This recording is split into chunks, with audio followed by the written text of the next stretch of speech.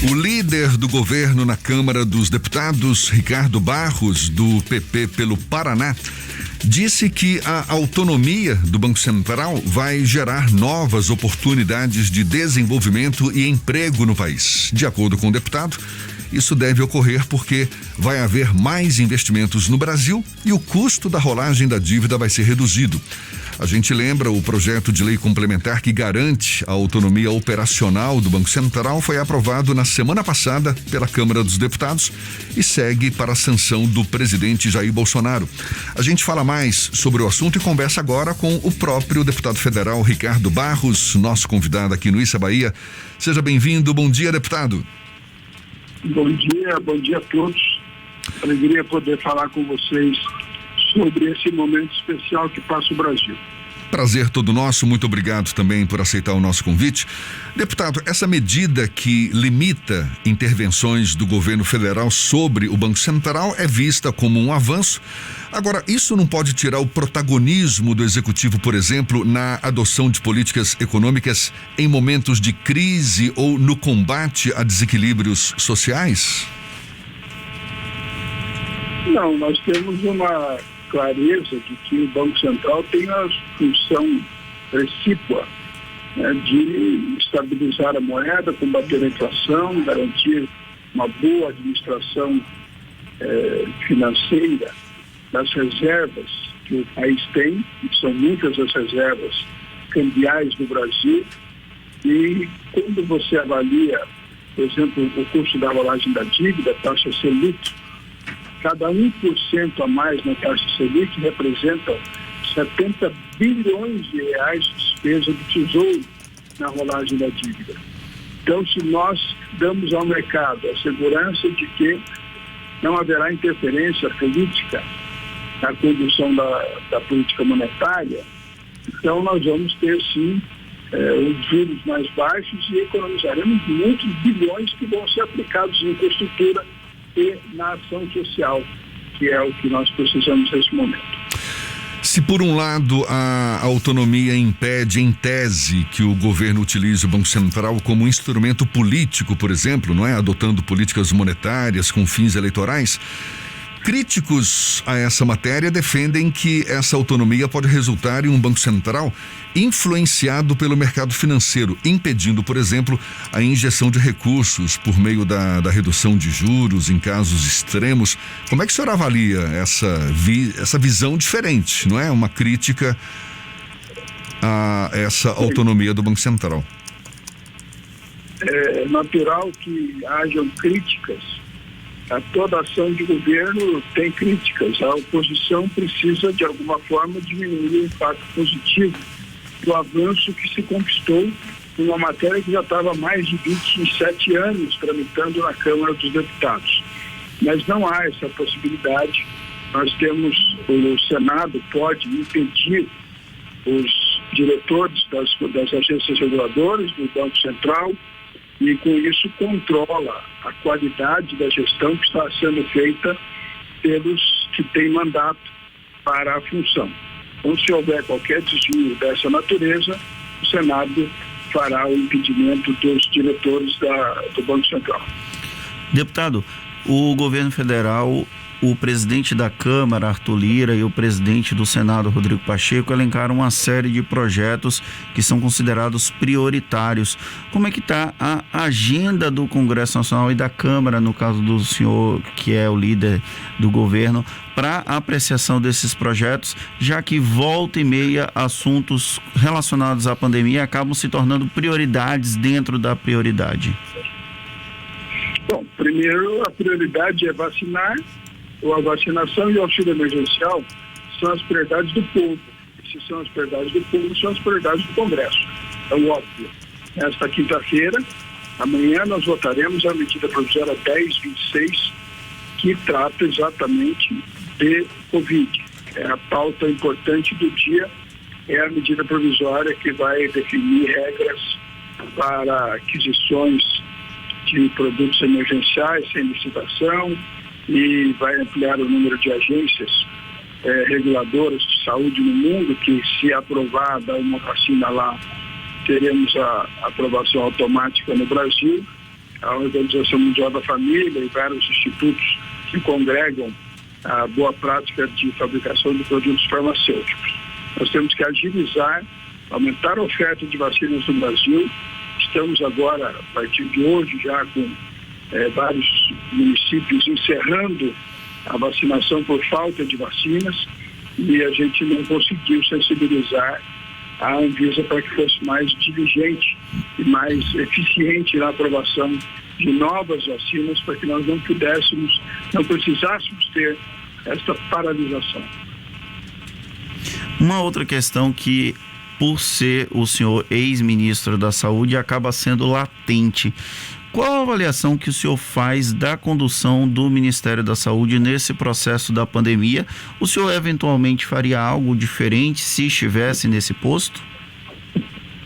Não, eu considero que o general Pazuello faz um trabalho possível nesse momento, não é um momento de normalidade, então nós temos aí algumas dificuldades na condução do processo, mas o general faz o possível para que a gente possa ultrapassar este momento. Há já uma negociação ampla de aquisição de vacinas, já temos centenas, mas milhares e milhares de doses adquiridas que estão com programação para entrega. O Brasil, em especial, tem 38 mil salas de vacinação. O nosso Programa Nacional de Imunização já aplica 300 milhões de vacinas anualmente. Então, nós somos muito rápidos e eficientes no aplicar a vacina. É que o Brasil começou, depois de muitos países, de mais de 50 países a vacinar, e já está ali em quinto lugar em número de pessoas vacinadas, que demonstra que, de fato, o nosso sistema de imunização é muito eficiente. Agora, faltam vacinas, né? E nós estamos aí limitados hoje a apenas duas possibilidades, que é a Coronavac e a vacina AstraZeneca de Oxford. São dezenas de vacinas que já estão autorizadas por suas agências reguladoras e sendo aplicadas no mundo em alta escala. Mas aqui no Brasil, infelizmente, só temos duas opções de compra, e isso, evidentemente, limita a velocidade da vacinação. Deputado, a gente recentemente viu o presidente Jair Bolsonaro, em meio, digamos, a ameaças de impeachment, apostar em uma aliança com o Centrão. Isso já ocorre desde maio de 2020, quando começou a oferecer cargos em troca de apoio, mudanças na estrutura ministerial para lidar com o Congresso. Como é que o senhor avalia essa atitude, essa postura do presidente Jair Bolsonaro? E isso o coloca numa condição mais confortável? O senhor também aposta nessa condição no Congresso Nacional? Olha, eu vou discordar de você. Nunca houve possibilidade de impeachment do presidente Bolsonaro. Em nenhum momento houve apoio popular ou apoio no Congresso para esta possibilidade. O presidente nunca esteve, de fato, com a possibilidade de sofrer impeachment. Isso é apenas assunto de retórica da mídia e da oposição. Segundo, não houve troca de cargos. A única mudança ministerial que aconteceu era de um cargo que já estava vago desde o final do ano passado, Secretaria-Geral da Presidência, quando o ministro Jorge Oliveira foi para o Tribunal de Contas da União. Então, não tem reforma ministerial. Apenas ocupou-se uma das vagas, trocando o ministro Onyx Lorenzoni para outra vaga, nomeando o deputado João Roma, aliás, qualificadíssimo, conterrâneo de vocês aí, para esta nova vaga. Então, nesse sentido, eu tenho que discordar, mas preciso concordar. Sim, o governo está se articulando melhor com os partidos, está no diálogo mais efetivo com os partidos, e ele antes, inicialmente, no seu governo, Bolsonaro se relacionou com frentes parlamentares e com bancadas de deputados em cada estado, e isso não funcionou, e o presidente, desde o início do ano passado, alternou para o diálogo com partidos. Então, o nosso partido, por exemplo, os Progressistas, é um partido que tem agora o presidente da Câmara, Arthur Lira, né? É um partido que tem uma grande influência por conta também do tamanho das suas bancadas no Senado e da Câmara. É um partido que tem aí na Bahia João Leão, Cacá Leão, Ronaldo Carleto, Cajado, Mário Negromonte, vários deputados estaduais. É um partido que tem uma representação importante. Dentro dessa lógica, ele é ouvido, como os demais partidos que têm importância são ouvidos. Eu conto lá na liderança do governo na Câmara com 384 parlamentares na base do governo. E, evidentemente, nós dialogamos com esses partidos com frequência. Deputado, o senhor foi alçado à condição de líder do governo depois de um processo de desgaste do líder anterior, inclusive com o presidente da Câmara até então, o Rodrigo Maia. O senhor chegou, distensionou essa relação, é um deputado com bastante experiência, agora com o Arthur Lira, que também é mais alinhado com o Palácio do Planalto. O senhor acredita que as reformas estruturantes que são demandadas pelo governo federal vão tramitar com a velocidade mais rápida do que outras reformas, a exemplo da reforma da Previdência lá em 2019? Com certeza. Assim como votamos a autonomia do Banco Central, primeira matéria votada aqui na gestão de Arthur Lira, o Senado também votou lá a medida 998 do setor elétrico. Nós vamos ter um ritmo bem mais efetivo de votações. Então, votaremos a reforma tributária, a reforma administrativa, votaremos uma série de matérias, regularização fundiária, licenciamento ambiental, vetos da lei do saneamento, lei do gás. Rapidamente vocês verão uma produção legislativa que facilitará investimentos e desenvolvimento no Brasil. O governo, por um acaso, teme que outros assuntos que não são prioritários entrem na pauta e acabem atrapalhando a agenda de votações e a agenda de articulação do próprio governo?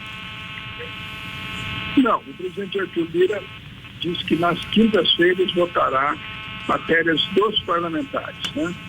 Também. Então, toda quinta-feira nós teremos várias matérias na pauta para atender a demanda dos parlamentares que colocam seus projetos e querem vê-los votados, aprovados ou não, mas vê-los votados. E nós teremos na terça e quarta a votação das matérias de interesse do país, né? Seja por pedido do governo, ou seja por pedido do Colégio de Líderes, nós votaremos matérias de interesse do país. Então, eu estou muito confiante que o ritmo de votações vai ser bastante efetivo.